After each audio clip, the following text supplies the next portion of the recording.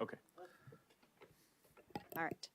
So 10, 9, 8, 7, 6, 5. Good evening, everyone. The Thursday, March 28, 2024 regular meeting of the Brisbane Planning Commission will now come to order. Staff, may it please have a roll call. Commissioner Funka. Present? Commissioner Gooding. Here. Commissioner Lau. Here. Commissioner Saison. Here. Let the record show Commissioner Patel is absent. May I have a motion to adopt the agenda, please? So moved. And a second? Second. Staff, may I have a voice vote, please? You can do, you don't need a voice vote moving forward. You can call for the vote. Okay. Yes. Please vote by raising your hand. All right. And then do you announce the results or do I? You can announce the results. Okay. The agenda is adopted with 4 ayes. Are there any members of the public who would like to pull an item from the consent calendar? And you'll have the opportunity to do so now for the next 30 seconds by calling the numbers or texting the number shown on the screen. Meanwhile, is anyone on the commission would wish to pull an item from the consent calendar? You haven't not changed your minds. Very good.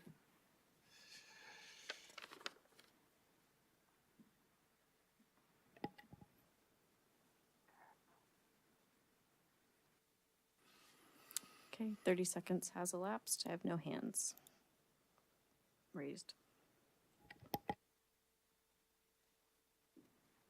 Okay. All right, so no one from the public has called in to remove an item, in which case, may I please have a motion to adopt the consent calendar as presented? I'll make a motion. Second. Staff may have all in favor? Aye. Consent calendar is adopted with 4 ayes. Is there anyone now who is present here or online who wishes to address the commission on an item that's not on tonight's agenda? You may do so again by the method shown on the screen here. And how long do we get now? 60 seconds will be allotted. Yeah, so we've started the timer already. So you may call on your oral comments. And as far as I know, no written communications were received. Oh, there was one. Oh, I apologize, I missed it. Yeah, there was one.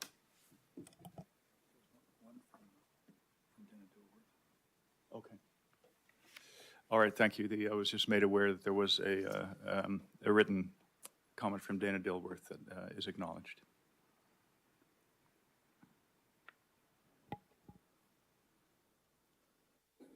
Okay, 60 seconds has elapsed and I have no one wishing to speak. Okay. Thank you. Then I think we can proceed to the new business at hand for tonight's meeting, which is the project on Harold Street. And may I have a presentation from staff, please? Maybe see the presentation. Sorry, due to conflict of interest due to location, I need to recuse myself from this portion of the discussion. Okay. Thank you, Commissioner Lau. Noted.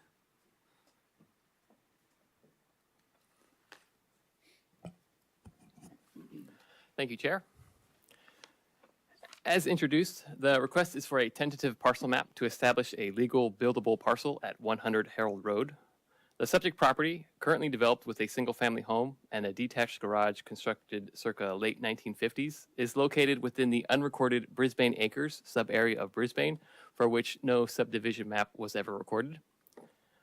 1945 deed documented the creation of the lot, but not in compliance with the regulations of the Subdivision Map Act.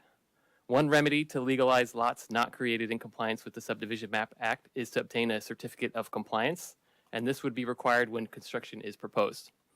In 2018, a certificate of compliance, attached to staff's report, was required and obtained to allow demolition and reconstruction of the detached garage at the subject property.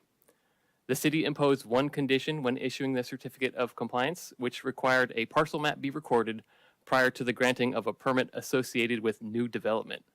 Certain limited types of new development defined and detailed within the Brisbane Municipal Code would not require parcel map preparation, including but not limited to a one-time addition up to 100 square feet, repairs or alterations not considered to be major remodels under the Brisbane Municipal Code, and or the conversion of a lawful accessory structure to an accessory dwelling unit.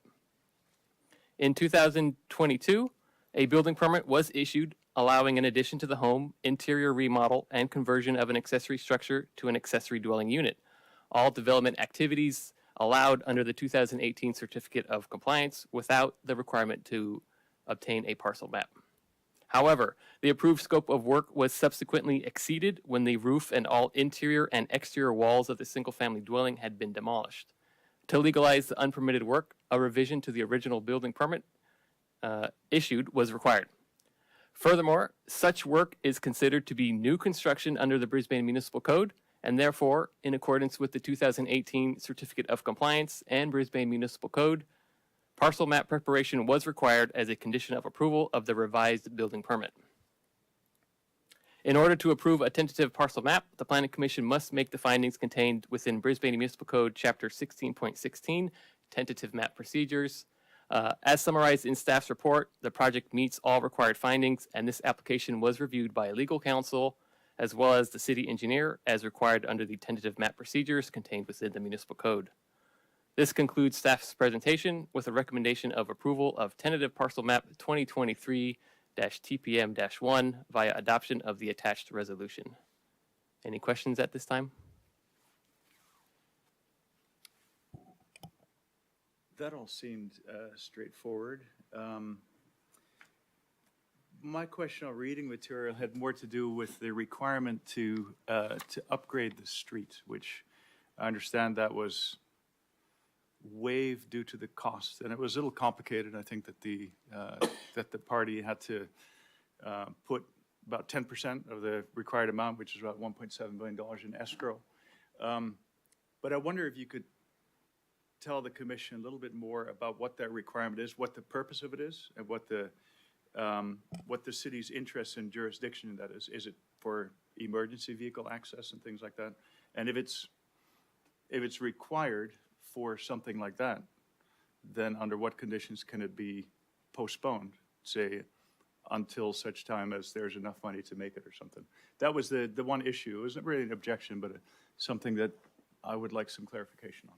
Sure. So the original building permit approved was work to an existing structure, and it was not considered new construction because it was just a small addition and the conversion of a existing accessory structure to an ADU.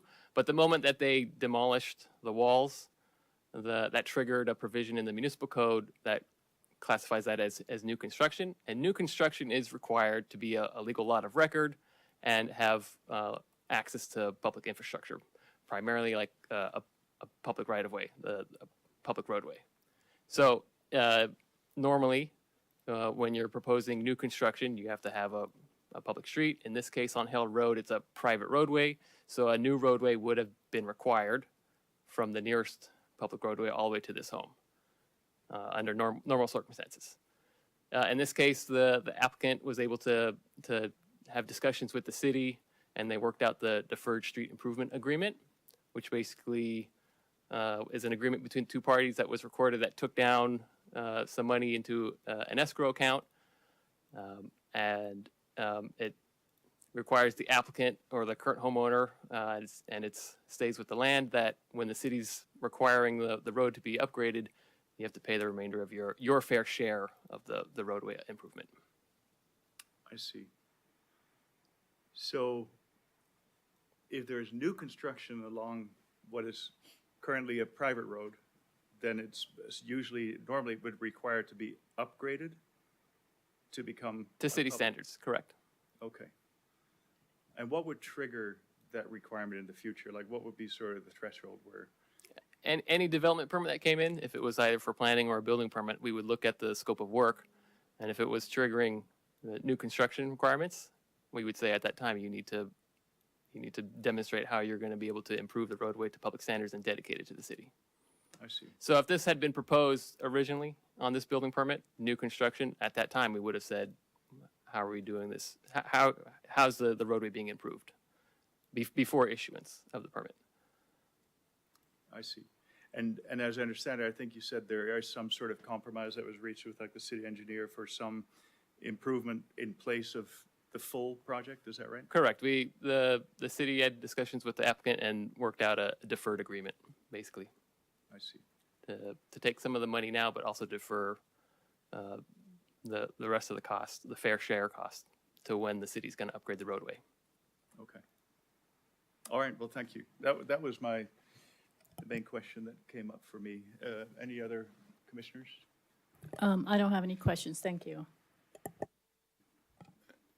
So are there any, apparently this arose because the scope of the permit had been exceeded in terms of the work. Are there any repercussions as to that violation of the permit, if you will, other than this issue of the roadway?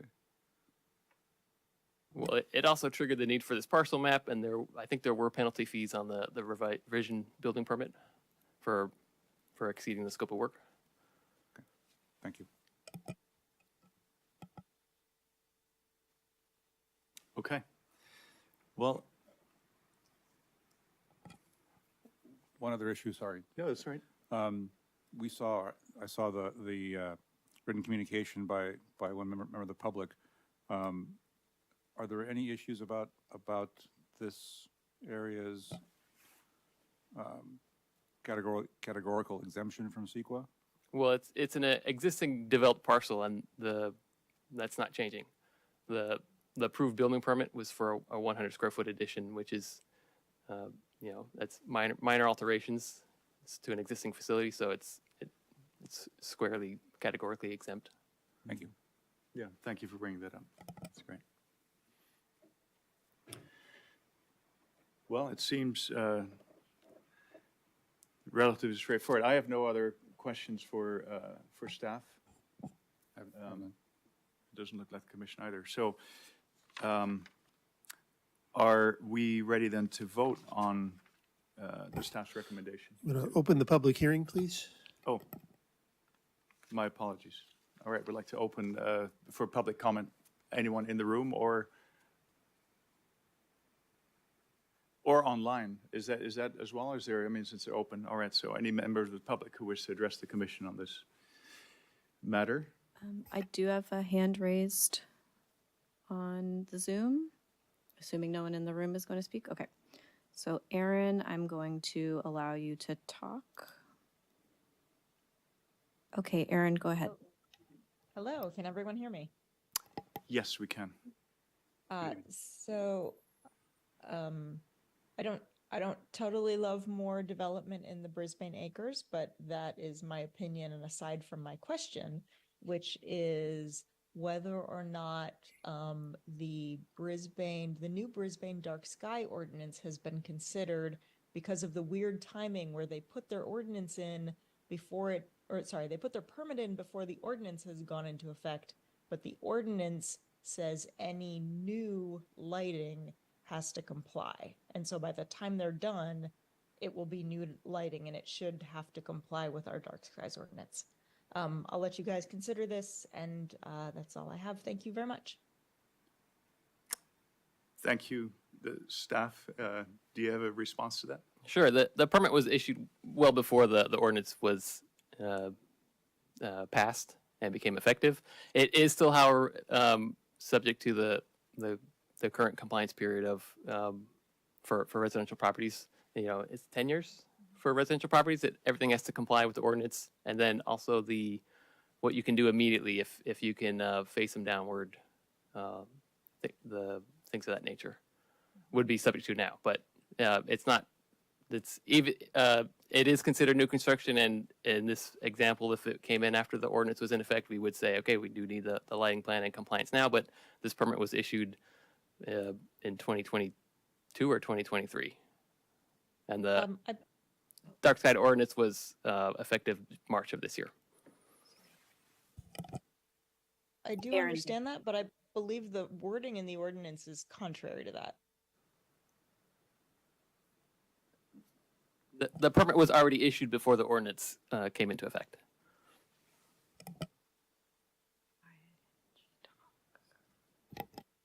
Okay.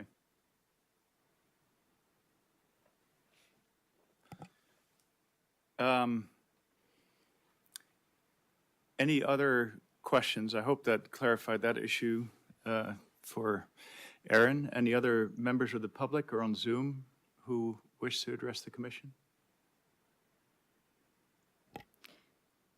I still have a hand raised from Aaron. Aaron, I don't know if that's because you still want to address the commission. Okay, she lowered her hand. I do not have any other hands raised at this Okay, time. thank you. All right, going once, twice. Then I think we can close the public hearing. Do we need to have a vote on that? Okay. I'll make a motion to close the public hearing. Second. All right. Staff, or all in favor of closing the public hearing? Aye. All right. Motion to close the public hearing passes with 3 ayes. Then I think we do have everything we need for the commission to vote on the staff's recommendation to approve. So may I have a vote or a motion to do so? Yeah, I'll make a motion to adopt staff's recommendation. In a second. Second. All in favor? Aye. Aye. So this motion passes with 3 ayes. So congratulations to all interested parties who are in the room. Through the chair, you have to read the appeals period or the appeals process. Oh, appeals process, of course.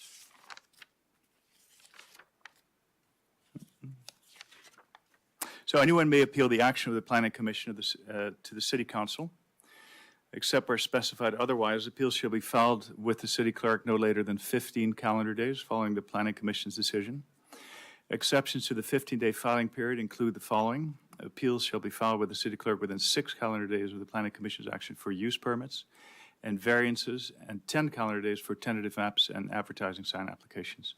An application form and fee is required to make a formal appeal.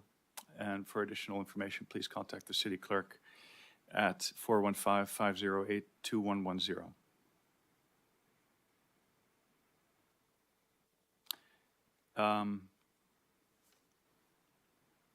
Are there any other items initiated by staff tonight? I see Commissioner Lau is returning to the dais.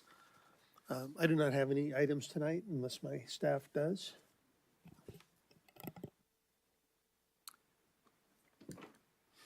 Very good.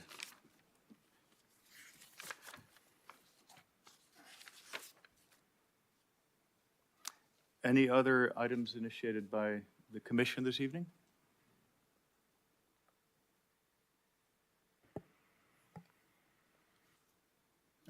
Okay.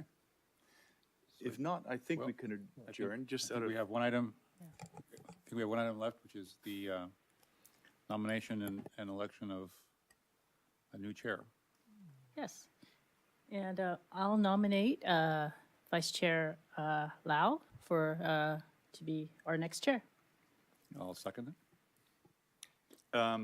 all in favor of Commissioner Lau's appointment as chair for the coming Aye. year? Aye. Aye. Congratulations, Commissioner Lau. Thank you. And I would like to thank Roel Funke for his service the last year and doing a great job, and thank you very much. Thank you. Yes, thank you. Thank you all. It's been a pleasure. Is there an election for a vice chair? Yes, yes. I've lost track of the rotation for that. Sayasan? I will nominate Commissioner Sayasan to be vice chair for the next period. I will hardly Second. second that. And all in favor? Aye. Commissioner Saison? Aye. Congratulations, Commissioner Saison. The vote passes with 4 ayes, and we have a new vice chair for the coming year. All right, well, thank you very much. With that, I think we can adjourn the Through meeting. the chair, just if you have the agenda in front of you, we do want to adjourn in memory of our former planning commissioner, Carolyn Parker, who recently passed away. And the April 11th meeting is canceled. I see, so. April 25th is the next one.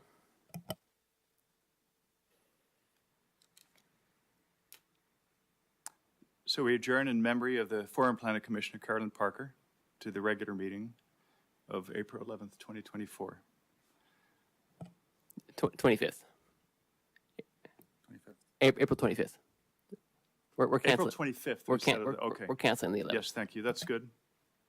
Because it so happens that I will actually not be here on the 11th. So, okay.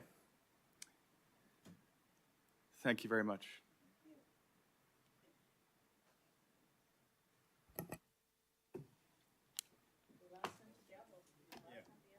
Oh, here we go. Congratulations.